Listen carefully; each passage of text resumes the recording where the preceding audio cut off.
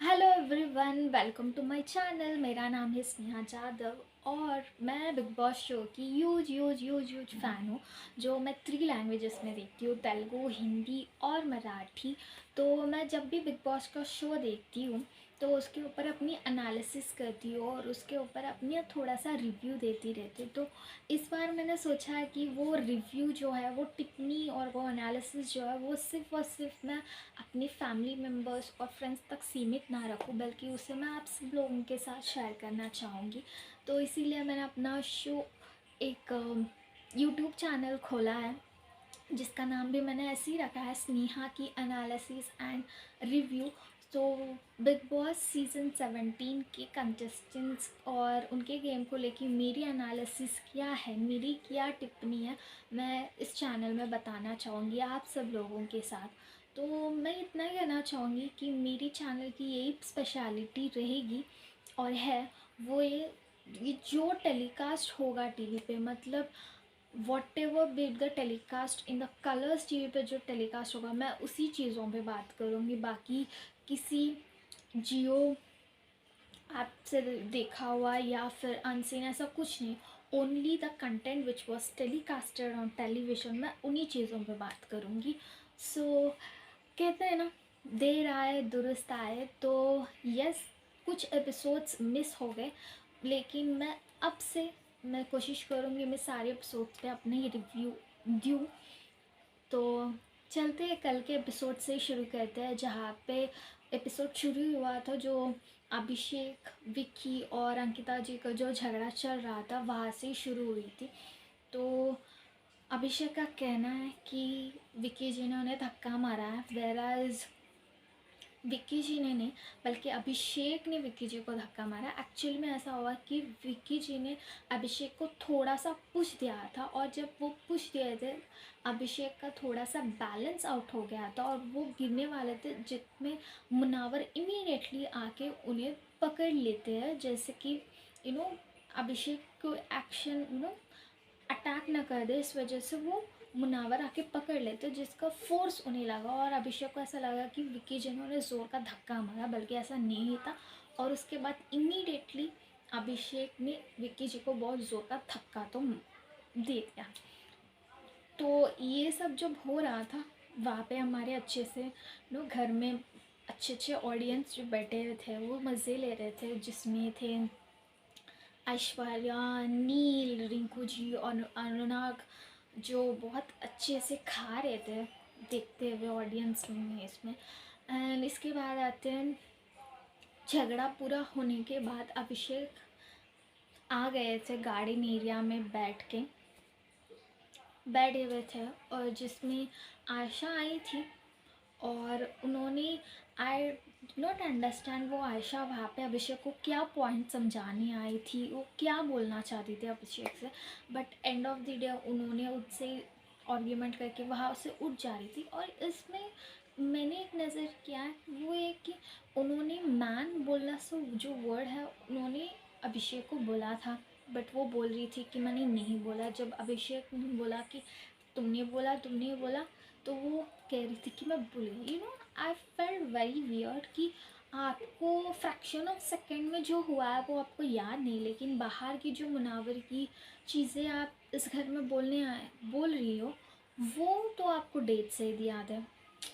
ये तो I think ये सोचने वाली बात है, ऐसी छोड़ने वाली बात ही तो नहीं है। When coming to the other part, सुबह हो गए मुनावर जो हमारे घर में दुख की गादा लेके बैठे हुए, जो सिर्फ रो रहे हैं, और रोते हुए क्या बात कर रहे हैं, जो सुनाई तो प्रॉपरली दे रहा नहीं और समझ में तो बिल्कुल ही नहीं आ रहा। I did not understand why Munawar is crying so badly that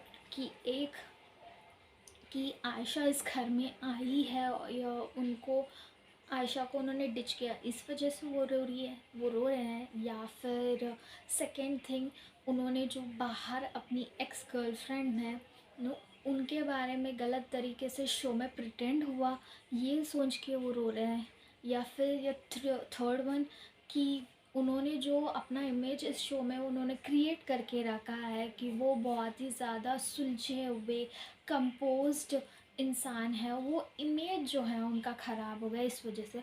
but for me I am feeling like उन्होंने थर्ड रीज़न के लिए रो रहे हैं कि उनकी इमेज जो है उन्होंने इस घर में बना के रखी थी वो स्पॉइल हो गई है, इस वजह से वो बहुत ही ज़्यादा रो रहे थे, मुझे ऐसा लगा। एंड आयशा का तो जब वो घर में आ रही थी उन्होंने बहुत सारे बड़े बड़े इल्ज़ाम मुनावर पे लगाए थे।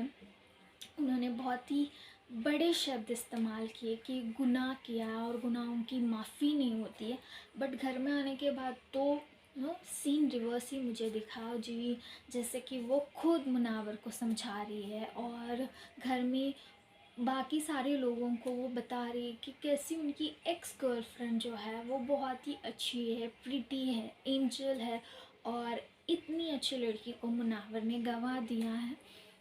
तो जब वो घर में आ रही थी तब वो कह रही थी वो अपने लिए अपनी ऊपर जो चीज़ें हुई है उस चीज़ के बारे में बात करने आई। बट अंदर आने के बाद रोल इज़ रिवर्स्ड हो गया। वो घर पे आने के बाद उनकी एक्स के बारे में बातचीत बहुत ज़्यादा कर रही है। ऐसा लग रहा है कि वो मुनावर और उनकी पैचअप करने आने आई है, अपना तो छोड़ दिया है उन्होंने, तो यही लग रहा है। एंड एक और चीज़ मुझे आशा का वो लगा ये है कि उन्हें कोई तो बताए, कैप्टन तो रो रहे हैं तो वो नहीं बता सकते। सो प्लीज़ बिग बॉस बताए कि ये हिंदी शो है जहाँ पे उन्हें हिंदी में बात करना है, बल्कि वो तो हिंदी छोड़ के इंग्लिश में बात करे, वहाँ हिंदी लगा रही है। तो यस, आशा का तो इतना ही समझ में आया है मुझे। एंड कमिंग टू मनारा का तो ना मुझे थोड़ा सा वियर्ड लगा, बट थोड़ा क्या मुझे बहुत ज़्यादा हंसी भी आई कि वो क्यों अपने दोस्त के लेके इतनी इमोशनल हुई है, जबकि आपको दिख रहा है कि आपका दोस्त जो है वो कुछ चीज़ें बहुत ही ज़्यादा चीज़ों में वो उलझे हुए हैं।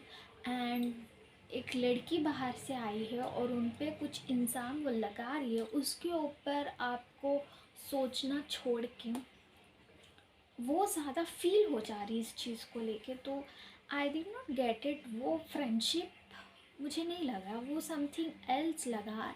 जैसे अभिषेक का गाना जो गाया उन्होंने कि दिल जुड़े बिना ही टूट गए, तो मुझे तो वो गाना बहुत ही ज़्यादा एप्ट लगा मनारा के लिए, because I don't think it's a friendship.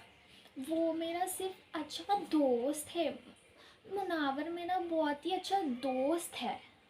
No, he is not friend, it is something else. I felt like Manara is having some feelings towards Munawar और वो बहुत ही ज़्यादा एविडेंट दिख रहे थे। और जब अभिषेक ने वो गाना गाया और मनारा का जो रिएक्शन आया और उनके तरफ से जो भारी भरकम वर्ड्स निकले उनके मुंह से और जो बिग बॉस को म्यूट करना पड़ा, तो तब तो वो मोहर ही लग गया कि yes, she feel something towards Munawar. और जिस तरीके से वो अपने एक्सप्रेशन दे रही थी और आयशा और मुनावर की जो बातचीत हो रही थी वहाँ पे खड़े होके सुन रही थी, तो ये तो कुछ और ही टेंजेंट पे चला गया है।